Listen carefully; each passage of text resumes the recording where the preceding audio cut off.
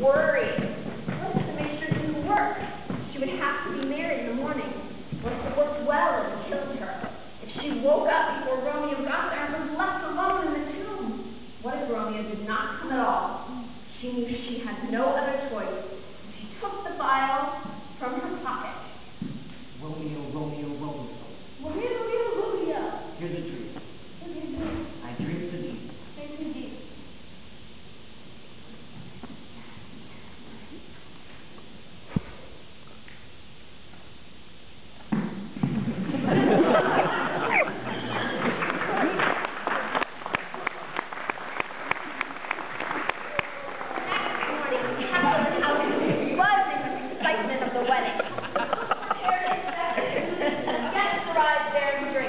The nurse entered Juliet's room to direct her to the event. Mistress Juliet, Madam, sweetheart, Rise. Oh, how sound asleep is she? I must wake you, lady. Alas, oh no! Oh, help!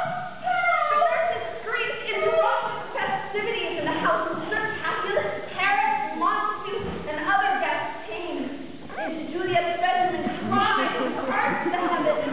Such an awful fate. Our wedding cheer we must now give for burial. Our music, melancholy bells. Our white dresses to black. Oh, mournful day, alas, alas.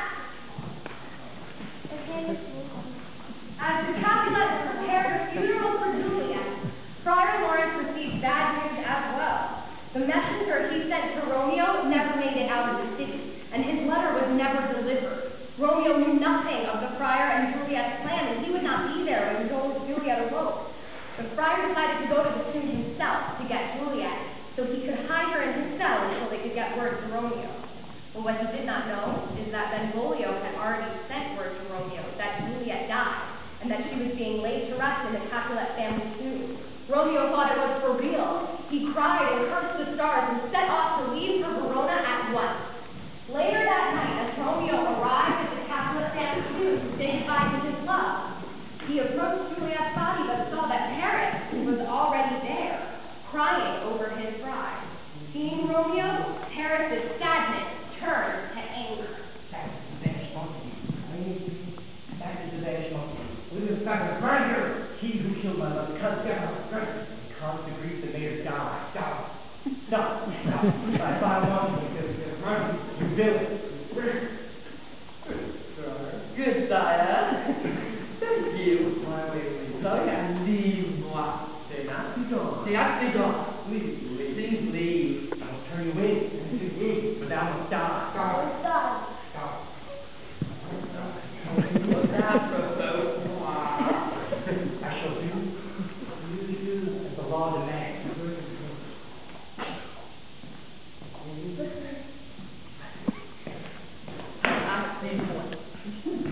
Oh, I am lame.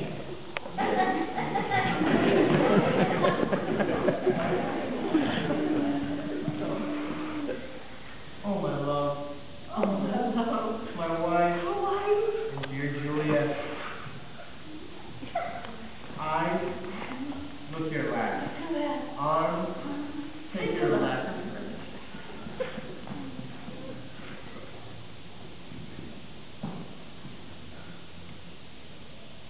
Here's to my love. Be sure to quit. Go to the kiss. I die. The friar rushed to the tomb to be there for when Juliet awoke, but was surprised to see blood when he entered. He found Paris's body lying on the ground, and then saw Romeo lying on the altar next to Juliet. He rushed to his side and tried to awaken him, but realized he was too late. Just then, Juliet began to stir. Oh, friar. No, don't die. Go away.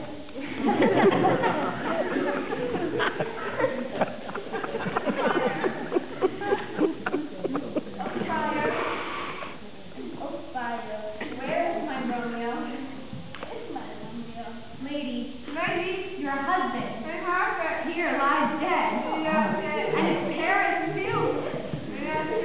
Come with me.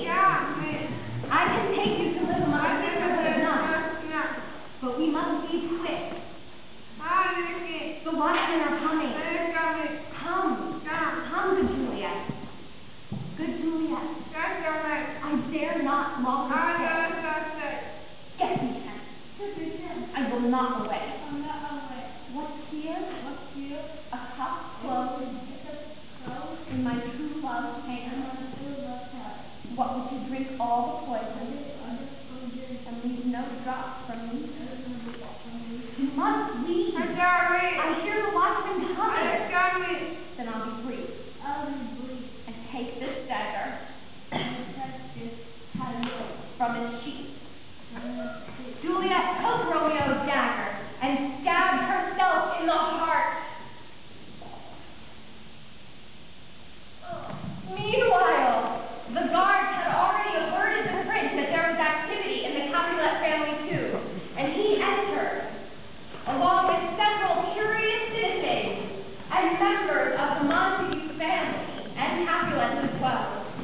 People on the street cried that Romeo has been seen, and here lies Paris slain and Romeo dead, and Juliet dead, and then again. Oh, heaven. My daughter, she bleeds. Oh, what a sight. Think what is fire. What dost thou know of this? I will be brief. It is not so long, but is a tedious tale. The friar told them all the story of how Romeo and Juliet met and wed in secret, of their despair at Romeo's banishment, and of Juliet's plan to reunite them. He told them what he saw in the tomb that night, and of their pain and heartache that led them both to take their own lives. You enemies, Capulet and Montague, see what has grown out of your hate. Oh, brother Montague, give me your hand. I will give thee more. Let us bury our bad feelings. Montague promised to raise a golden statue in honor of true and faithful Juliet, and Capulet promised to let Romeo be buried in the family's tomb, so the two lovers would never have to be separated. They agreed to end their feud once and for all, so no more lives would be lost. For never was a story of more woe than this